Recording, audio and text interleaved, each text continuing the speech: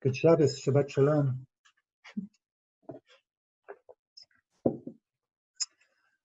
A thought from our Torah portion to give us some strength and inspiration in these times.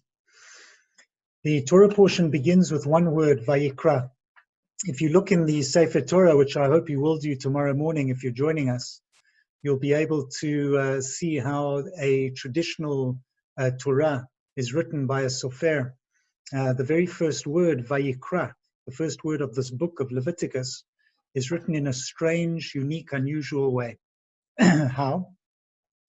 Vayikra, Vav, Yud, Kuf, Resh, Aleph, is God calling to Moses. But the word Vayikra has one letter that is written small.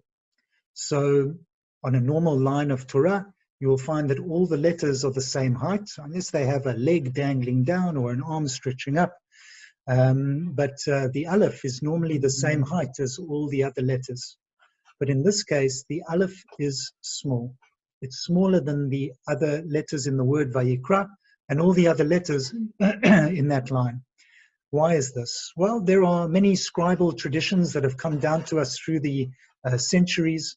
The simple answer is that this is the way that you write a Sefer Torah. Every Sefer Torah in the world has a small Aleph. But of course, the rabbis are not satisfied with that. So over the centuries, rabbis have jumped in with their interpretations of why this Aleph is small. I want to dwell on one that comes from a midrash, a very old rabbinic teaching about the small Aleph, that says that the small Aleph is in reference to Moshe. In rabbinic tradition, Moshe Rabbeinu wrote the Torah. He was the sofer, the scribe. And so it was him that chose the small Aleph.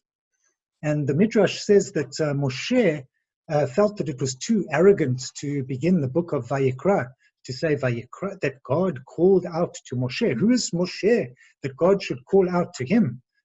He's just a humble teacher, Moshe Rabbeinu. And so he actually wanted God to permit him to write Vayikra, with a hey, that it came about that God happened to speak to Moses, but he could have spoken to somebody else.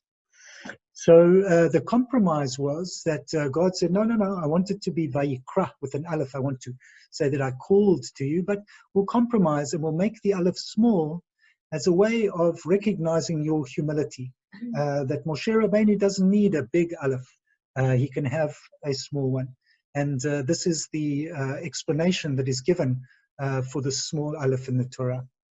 How is that helpful for us? Well, the first simple teaching is to say that a great leader like Moshe, who has every reason to be able to declare to everyone what he has done and his leadership of the Bnei Israel, of the children of Israel, and his connection with God, that Moshe Rabbeinu can be humble. Surely everybody can be humble too.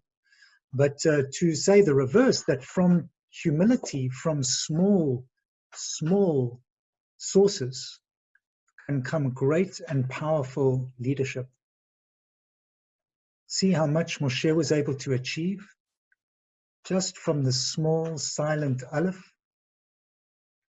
And here are we, instead of being out in this big wide world, withdrawn, quarantined, locked down in our homes. But from this small space can come great leadership. How? Every act that we do has the potential for holiness. We can lift them up, just like Moshe did. From the small space that we have in front of our computer, in front of our phone, we can connect to the world. And the world has never been more connected than it is tonight. There has never been a Shabbos like this Shabbos, with the entire world connected. How can you lead in your home, your family, your circle of friends? How can you bring not fear and panic, but leadership, courage, strength? How can you help people to feel calm and to feel safe? How can you ensure that those who are vulnerable and need help get that help?